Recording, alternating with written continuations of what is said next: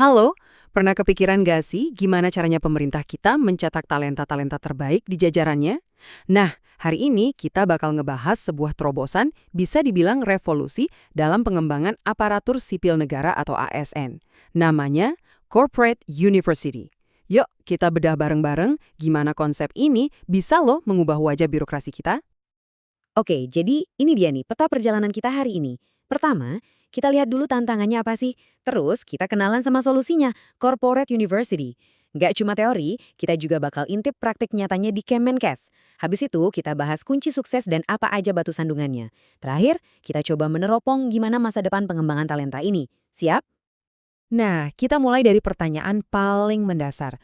Kenapa sih harus ada perubahan? Kenapa nggak pakai cara lama aja? Nah, untuk jawab itu, kita harus lihat dulu nih akar masalahnya, yaitu tantangan kompetensi yang dihadapi ASN kita sekarang. Coba deh perhatikan angka ini, 64,95. Kelihatannya cuma angka ya, tapi ini bukan sekedar statistik. Ini adalah nilai indeks profesionalitas ASN di kota Jambi. Dan statusnya masuk kategori rendah.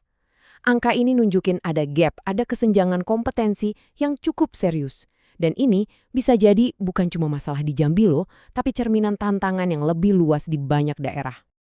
Padahal kan idealnya tuh setiap ASN harusnya memegang teguh nilai inti berakhlak.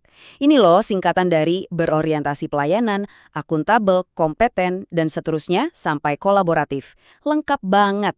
Jadi kelihatan banget kan ada jarak yang cukup jauh antara realita di lapangan sama standar idealnya.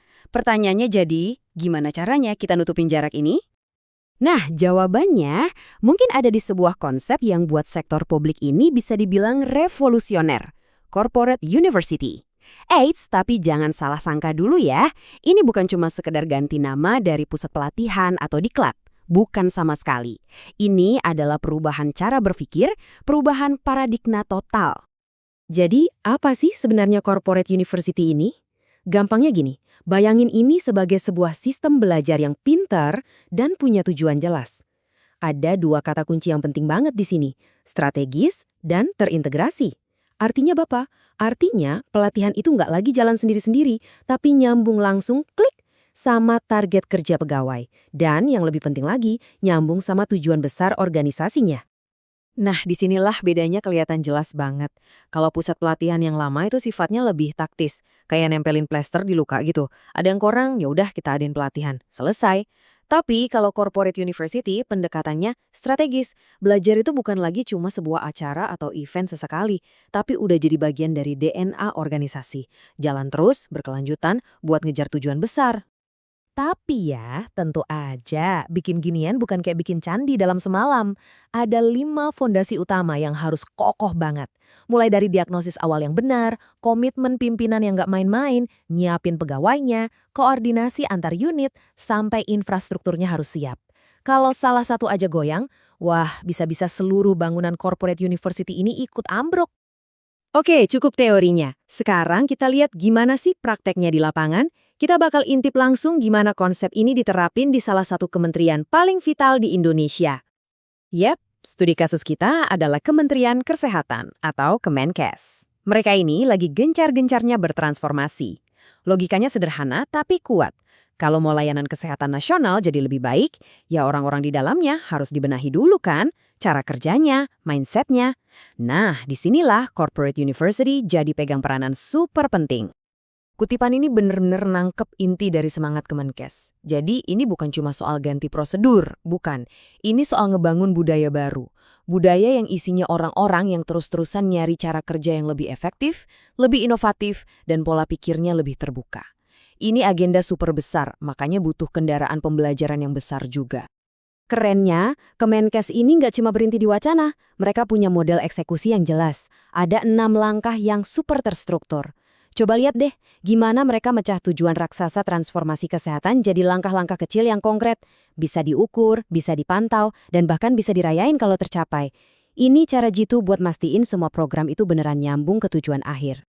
Dan model eksekusi tadi itu nggak sendirian. Dia dikuatin sama 3 pilar budaya kerja baru. Ini bukan cuma slogan di spanduk loh ya, tapi bener-bener dijadiin ritual harian. Contohnya, ada kewajiban buat berbagi ilmu. Jadi perubahan budaya itu nggak cuma diomongin pas rapat, tapi dipraktekin tiap hari sampai jadi kebiasaan. Oke, modelnya Kemenkes tadi kelihatannya ideal banget ya. Tapi, gimana realitanya di lapangan, apalagi di tingkat daerah? Biar imbang, kita coba lihat lagi yuk contoh dari kota Jambi. Kita bedah apa aja sih yang jadi kekuatan pendorongnya, dan apa juga yang jadi penghambatnya. Kita mulai dari yang bagus-bagus dulu ya, dari sisi positifnya. Ternyata modal awalnya udah kuat loh. Ada dukungan dari pemerintah, infrastruktur fisik buat belajar juga udah ada, tenaga pengajarnya tersedia. Dan yang paling penting, ASN-nya sendiri sadar kalau mereka butuh berkembang. Wah, ini fondasi yang berharga banget buat mulai. Tapi, di sisi lain, hambatannya juga klasik banget nih. Ada komitmen pimpinan yang kadang kencang, kadang kendor, ada sinergi antar unit kerja yang masih susah, infrastruktur online yang belum siap, plus masalah klise, anggaran terbatas, dan data pegawai yang, ya begitulah, kadang nggak akurat. Ini rintangan-rintangan nyata yang harus dihadapi kalau mau transformasi. Oke, setelah lihat semua itu, tantangannya, solusinya, plus minusnya, terus gimana dong? Apa artinya ini semua buat masa depan pengembangan talenta di pemerintahan kita? Arahnya mau kemana? Gambar ini ngejelasin evolusi manajemen talenta dengan baik banget nih. Kita itu lagi bergerak. Dari yang dulunya ngurusin talenta itu cuma sebatas urusan administrasi, kayak ngurusin file-file aja, sekarang kita bergerak ke arah yang lebih canggih. Pakai data buat dapat insight yang personal. Nah, corporate university ini ibarat mobilnya, kendaraannya, buat ngebawa kita ke level paling atas, di mana talenta itu jadi senjata utama buat bersaing. Jadi, kalau mau ditarik benang merahnya, intinya adalah ini. Ngurusin talenta itu bukan lagi kerjaan admin di pojokan kantor. Bukan. Sekarang, ini adalah jantungnya strategi organisasi. Ini mesinnya yang ngegerakin inovasi. Tujuannya adalah mengubah mindset. Dari yang ngelihat pelatihan sebagai biaya, menjadi investasi strategis yang jadi katalisator. Sebagai penutup, saya mau lempar satu pertanyaan buat Anda renungkan. Setelah kita lihat bareng-bareng tantangannya, solusinya, sampai contoh nyatanya, coba deh pikirin, kira-kira gimana ya model corporate university ini bisa dipakai buat ngebutin transformasi birokrasi di tempat kerja Anda? Siapa tahu, jawaban dari pertanyaan itu adalah awal dari perubahan besar berikutnya. Terima kasih.